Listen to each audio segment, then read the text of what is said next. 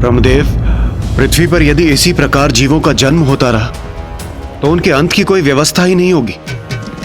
सृष्टि का संतुलन बिगड़ जाएगा प्रभु। और प्रभु, यदि ऐसा हुआ तो घोर अनिष्ट होगा। कृपया करके आप ही कोई समाधान सुझाकर इस समस्या का निदान कीजिए प्रभु।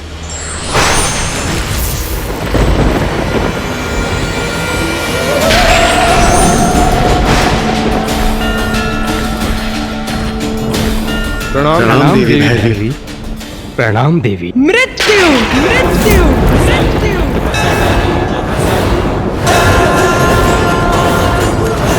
मृत्यु है आपकी समस्या का समाधान। आयु समाप्ति पर होने वाली स्वाभाविक मृत्यु।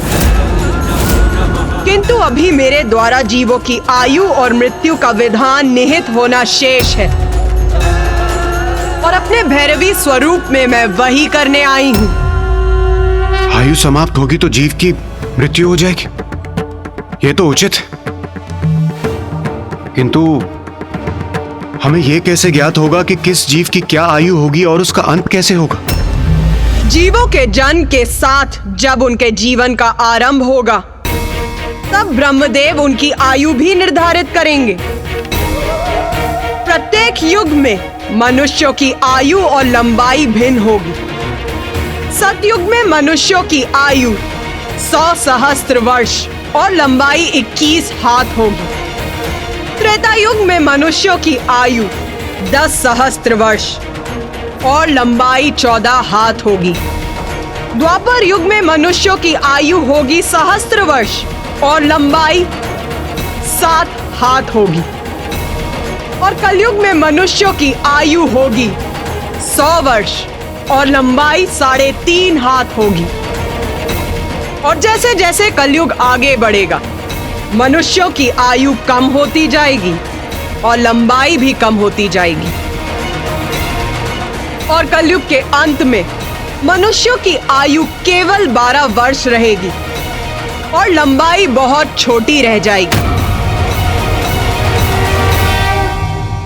सामान्य रूप से युग के अनुसार मनुष्यों की यही आयु अवधि रहेगी, किंतु प्रत्येक मनुष्य की वास्तविक आयु उसके पूर्व जन्म के कर्मों के अनुसार उसके जन्म के समय निर्धारित होगी, जो दीर्घ भी हो सकती है और अल्प भी हो सकती है। माता, मनुष्यों की मृत्यु के बाद उनका तन मिट जाएगा, किंतु आत्मा कहाँ जाएगी?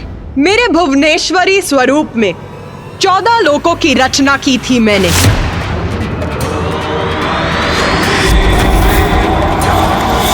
जिनमें आप सभी का निवास स्वर्गलोक भी है।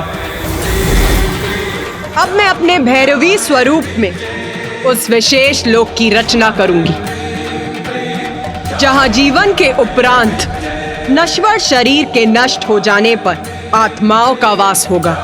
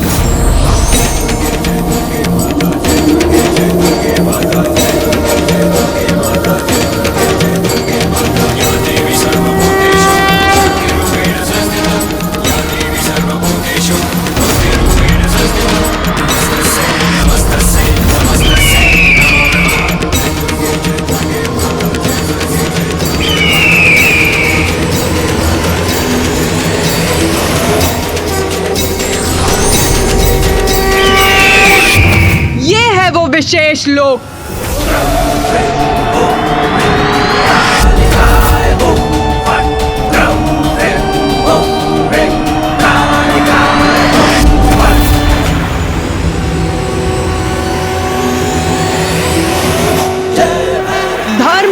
परायण और सदाचारी जीवों की आत्माओं को यहाँ स्वर्ग लोक के सुखों का अनुभव होगा, और जो दुराचारी और धर्म भ्रष्ट जीवों की आत्माएं होंगी, ये लोक उनके लिए नर्क के समान होगा।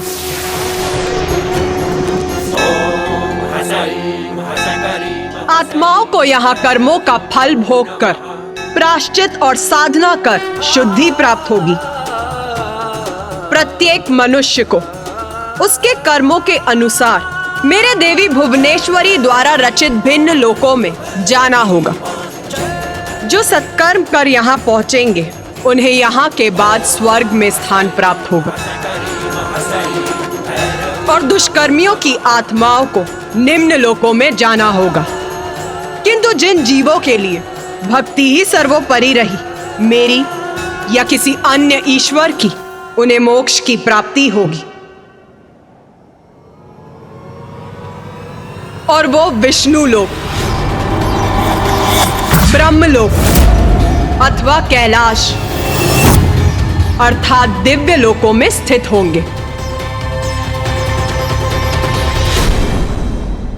अद्भुत माता, जीवन और मृत्यु के चक्र को स्थापित करने हेतु प्रकृति के संतुलन को सुचारू रूप से बनाए रखने के लिए आपने अपने माता भैरवी स्वरूप में एक ऐसे लोक का निर्माण किया जहां मृत्यु के उपरांत आत्माओं का निवास हो।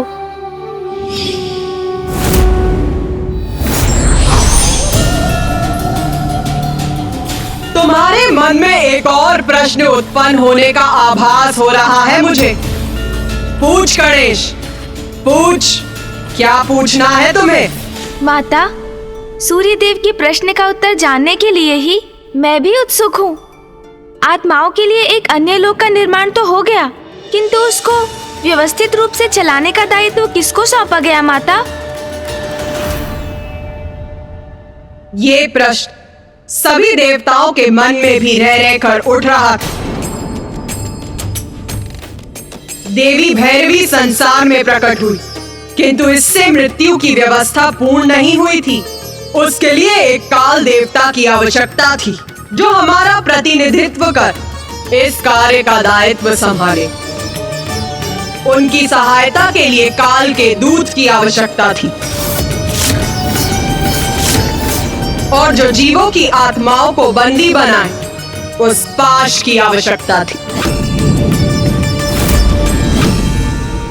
पाश? जीवों की आत्माओं को बंदी बनाने के लिए पाश की आवश्यकता थी। और माता, काल देवता के पद पर योग्य देवता की नियुक्ति भी तो आवश्यक होगी। वो कैसे हुआ माता?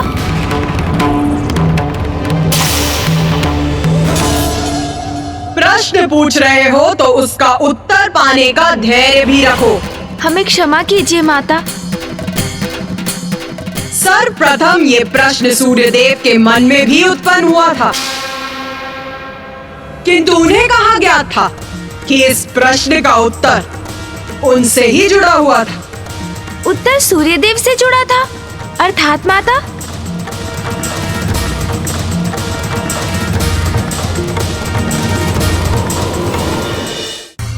देवी भैरवी संसार में प्रकट हुई, किंतु उससे मृत्यु की व्यवस्था पूर्ण नहीं हुई थी।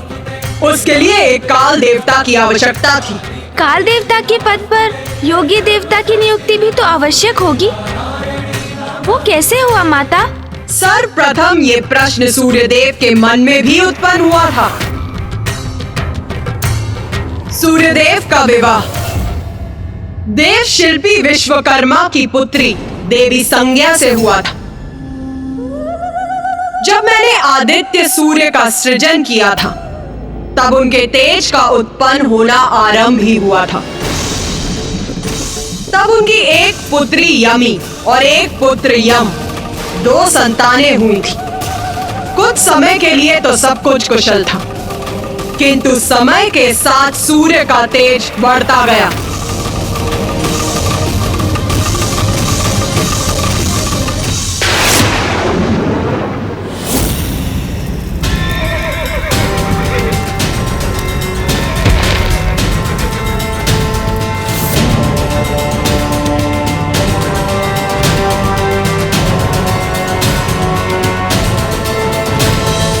देवी संज्ञा, देवी संज्ञा कहाँ हैं आप? आइए देवी संज्ञा। संज्ञा, अब तो पकड़ी जाओगी। संभवतः आंगन में होंगी।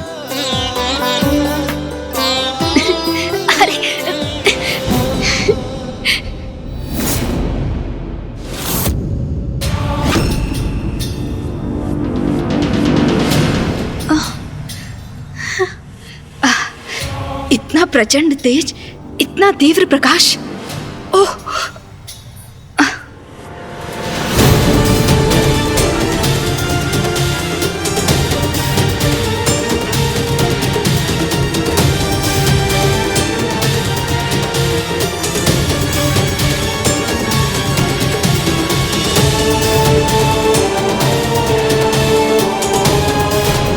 सूर्यदेव का तेज असहनीय हो रहा है हमारे लिए।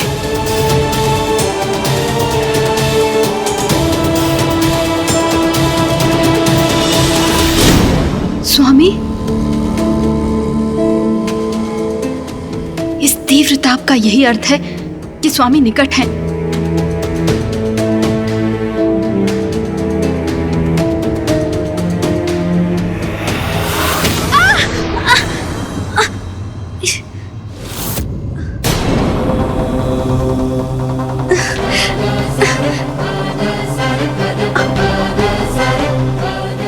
स्वामी, मैं वो। देवी संज्ञा, क्या मुझे इतना भी अधिकार नहीं कि मैं अपनी पत्नी का स्पर्श कर सकूं? स्वामी, ऐसी कोई बात नहीं है, मैं तो बस।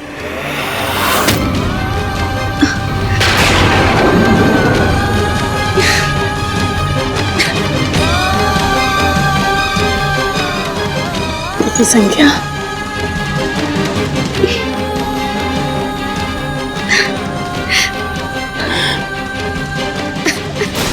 देवी संज्ञा, धैर्य रखिए, सब ठीक हो जाएगा।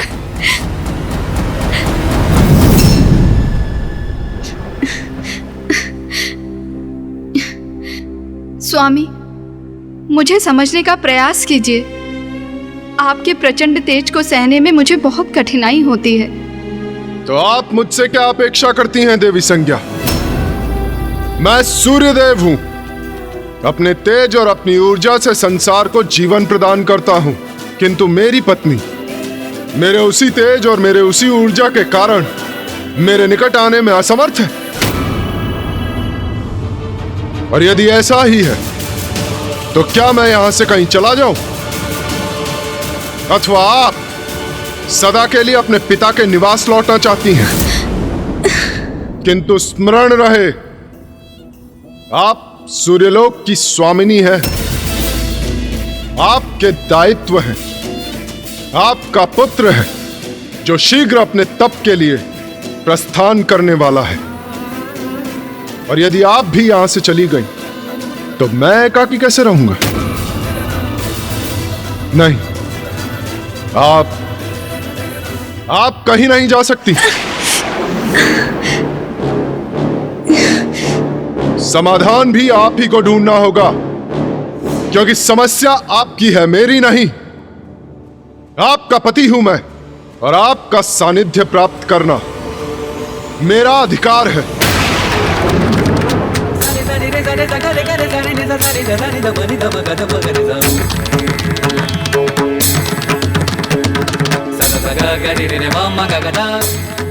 माँ,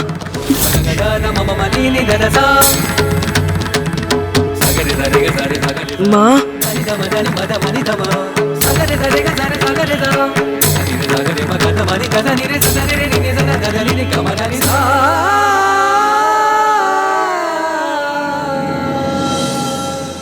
माँ, मैं आपको इस प्रकार दुखी होते हुए नहीं देख सकता, और आपको इस अवस्था में देख के तो मैं तपस्या के लिए कदापि नहीं जा सकता। माँ,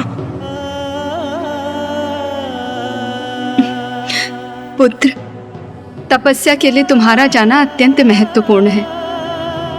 तुम धर्म परायण हो और तप तुम्हारा धर्म है, इसलिए तुम्हारा तप के लिए जाना उचित है। तुम मेरी चिंता त्याग दो और तुम तपस्या के लिए अवश्य जाओ। मैं यहाँ कुशल रहूंगी। उचित है माँ। प्रणाम। माँ, मैं आपका आदेश नहीं टाल सकता, इसीलिए अवश्य जाऊंगा मैं, किंतु अपना तप संपन्न कर शीघ्र ही लौटूंगा।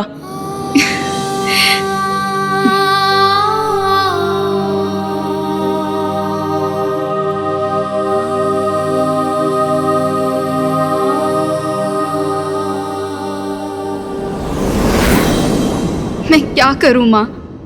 जैसे जैसे स्वामी का तेज बढ़ता जा रहा है, मैं उनके निकट जाने में, यहाँ तक कि उन्हें देख पाने में भी असमर्थ हूँ। किंतु मैं अर्धांगिनी हूँ उनकी, मुझ पर अधिकार है उनका। मुझे कोई उपाय सुझाइए माता, मेरा मार्गदर्शन कीजिए। मैं करूँ तो क्या करूँ? मैं करूँ तो क्या करूँ माँ?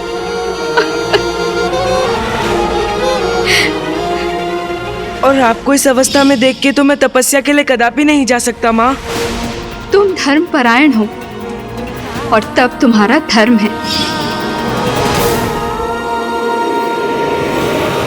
तपस्या, घोर तप करूंगी मैं, और मेरा तप मुझे मेरे स्वामी के तेज को सहने की शक्ति देगा।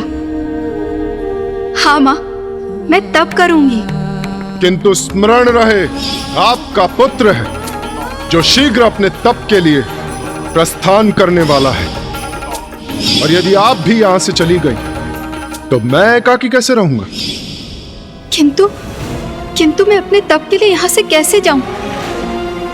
स्वामी मुझे कभी कहीं जाने की अनुमति नहीं देंगे, और उनके निकट रहते हुए मैं अपना तप भी नहीं कर पाऊंगी। क्या करूं मैं करूं तो क्या करूं?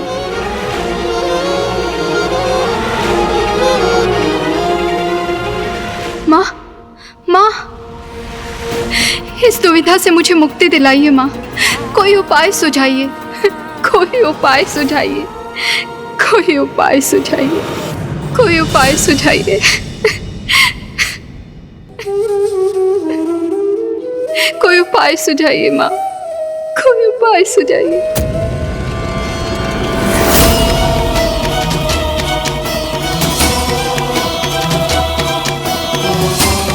मेरी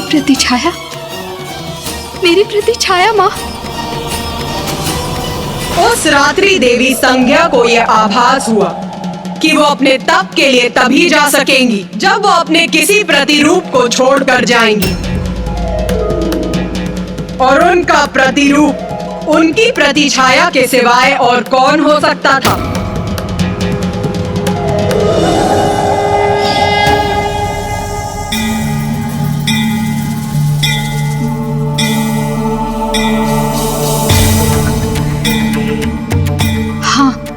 यही उचित है, माँ का भी यही संकेत है।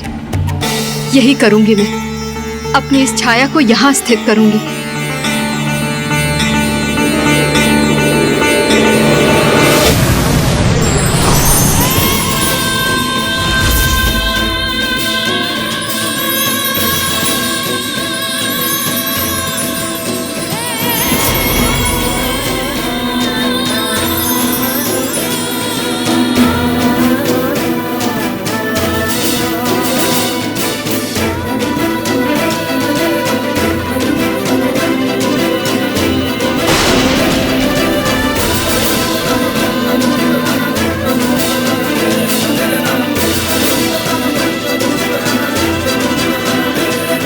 मैं देव शिल्पी विश्वकर्मा की पुत्री, सूर्यदेव की पत्नी देवी संज्ञा, तुम्हें सजीव होने का आदेश देती हूँ।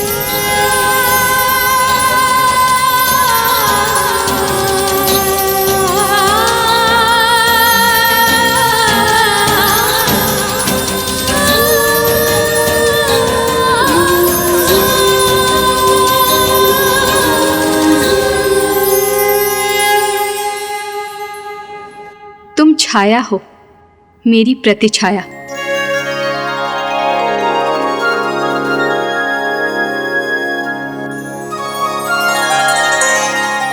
और देवी संज्ञा अपनी छाया को सूर्यलोक में छोड़कर पृथ्वी पर तप करने के लिए चली गई।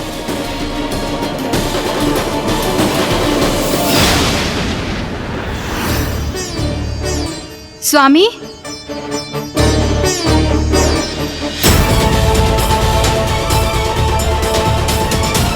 मुझे पुकारने का क्या लाभ देवी संज्ञा? क्योंकि यदि मैं मुड़कर आपकी ओर देखूंगा तो आप अपने नेत्र नीचे कर लेंगी। जो कहना है वहीं से कहिए, मैं सुन रहा हूं।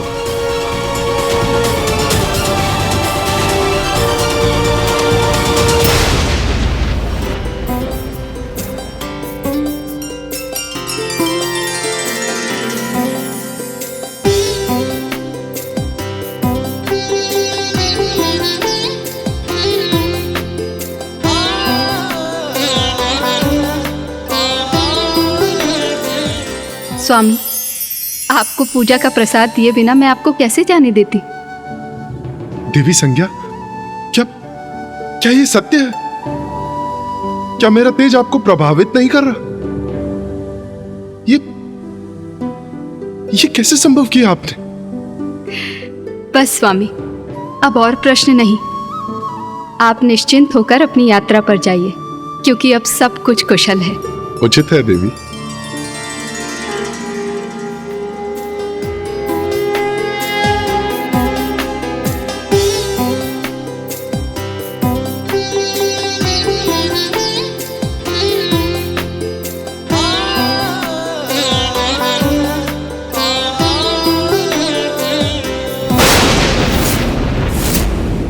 मैं देवी संज्ञा नहीं, छाया हूं सूर्यदेव।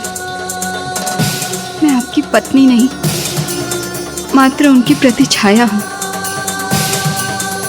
मैंने देवी संज्ञा को वचन दिया है कि मैं आपकी देखभाल करूंगी और किसी को भी ये ज्ञात नहीं होने दूंगी कि वो सहज आपका सानिध्य प्राप्त करने के लिए यहाँ से बहुत दूर तपस्या करने गई हैं।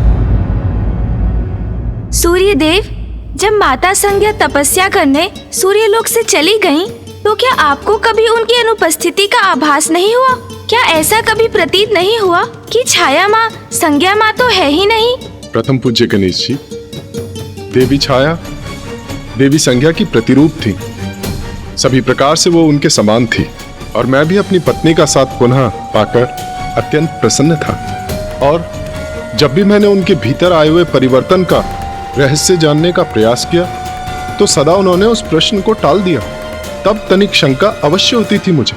तो क्या आप कभी सत्य ज्ञात कर सके सूर्यदेव? हाँ गणेश जी। ये सत्य कैसे जाना आपने सूर्यदेव, बताइए ना। गणेश, तुम पुनः वो प्रश्न पूछ रहे हो जिसका उत्तर देने का समय अभी नहीं आया है। क्षमा कीजिए माता, मैं तो बस उत्सुकतावश पूछ रहा था। धैर्य गणेश, धैर्य। तुम्हारी उत्सुकता अवश्य शांत होगी। तो सुनो, सूर्यदेव के पूर्व किसी अन्य को यह ज्ञात हो गया था कि देवी छाया उनकी पत्नी देवी संज्ञा नहीं है। अब तुम्हारे मन में उत्पन्न होने वाले प्रश्न का उत्तर देने के लिए मैं एक प्रश्न पूछती हूँ तुमसे। उचित है माता। उस समय का विचार करो गणेश, जब देवी पार्वती में परिवर्तन आने प्रारंभ हुए थे तो सर्वप्रथम उसका आभास किसे हुआ था? महादेव को, कुमार कार्तिकेय को, या तुम्हें?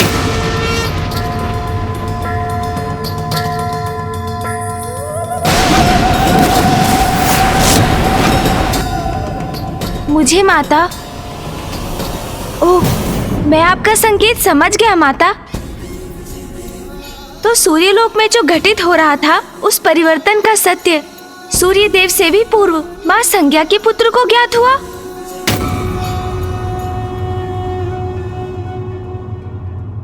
देवी छाया यम से अपना सत्य नहीं छिपा सकी, क्योंकि माँ के आंचल की ममता, माँ की ममता भरी दृष्टि और उनमें आया हुआ परिवर्तन संतान के नेत्रों से छिपाया नहीं जा सकता।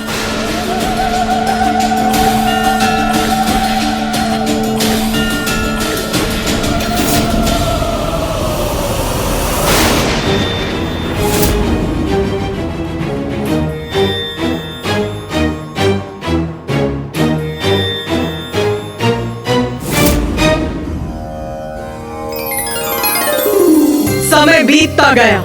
सूर्यदेव और देवी छाया का सुखमय जीवन आगे बढ़ता रहा। उन्हें एक पुत्र शनि की भी प्राप्ति हुई। सब कुशल था, किंतु अब देवी संज्ञा के पुत्र यम अपना तप समाप्त कर वहां लौटने वाले थे। सूर्यदेव के वो पुत्र जिनके अस्तित्व से ही देवी छाया अनभिज्ञ थी।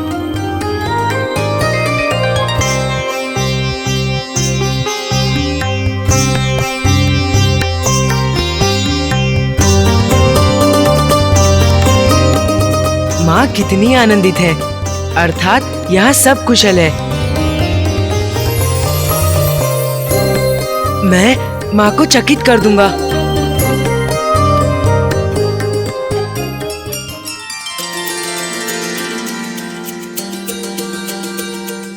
स्वामी,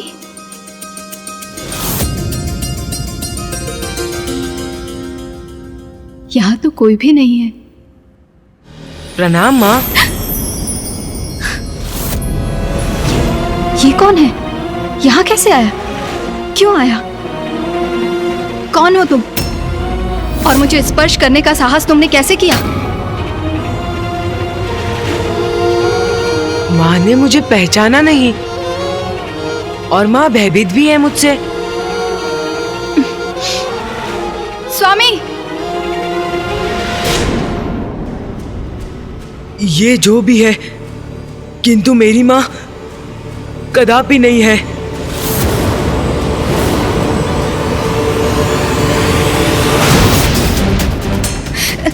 स्वामी, स्वामी, स्वामी देखिए वहाँ पे क्या कोई हुआ? है। वहाँ वो कोई है। कौन? वो वहाँ पे।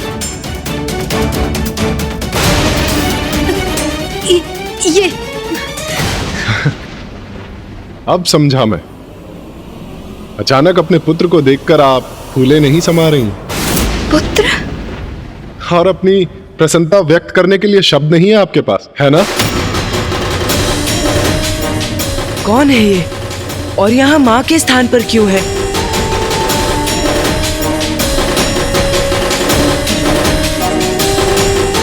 देवी संज्ञा, अब यहाँ स्तब्ध ही खड़ी रहेंगी?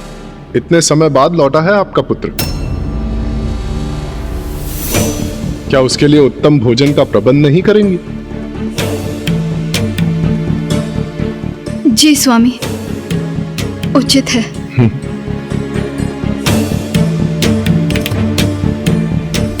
पिताश्री, ये मेरी माँ नहीं है। ये कैसा अनुचित कथन है यम का? ये क्या दृष्टता कर रहे हो तुम? ये तुम्हारी माँ नहीं है? ये कहने का क्या अर्थ है तुम्हारा? स्वामी,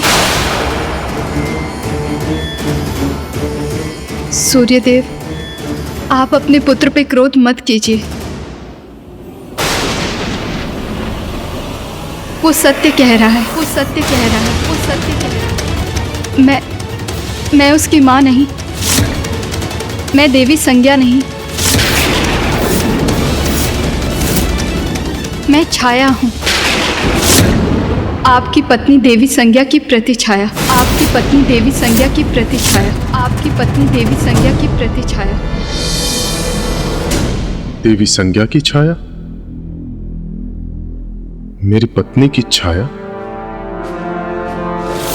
मैं देव शिल्पी विश्वकर्मा की पुत्री, सूर्यदेव की पत्नी देवी संज्ञा, तुम्हें सजीव होने का आदेश देती हूँ।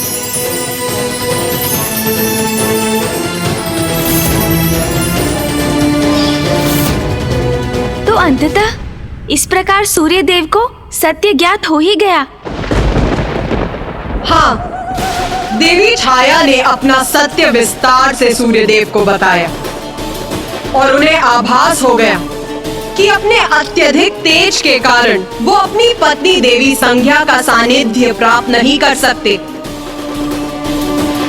इसीलिए इस समस्या का निदान पाने के लिए वो अपनी पत्नी देवी संज्ञा के पिता देव शिल्पी विश्वकर्मा के पास गए।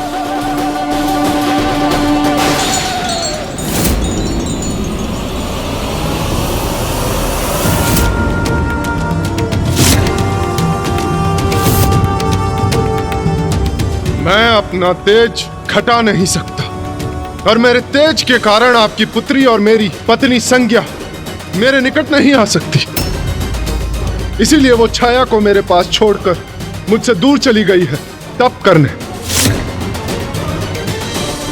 अब आप ही इस समस्या का कोई निदान सुझाइए ससुर श्री। बताइए मुझे कि मैं क्या करूं? मैं क्या करूं?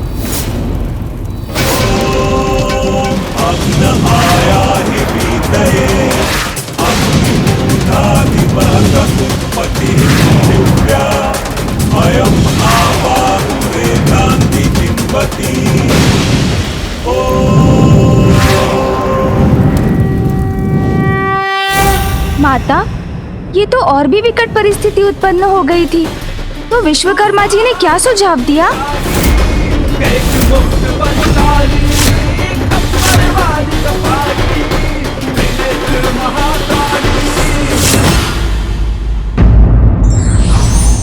सत्य तो सत्य है, उजागर हो ही जाता है, इसलिए हमें सदैव सत्य के मार्ग का ही चुनाव करना चाहिए। धार्मिक वीडियो सबसे पहले देखने के लिए हमारे चैनल को सब्सक्राइब करें और बेल आइकन दबाएं।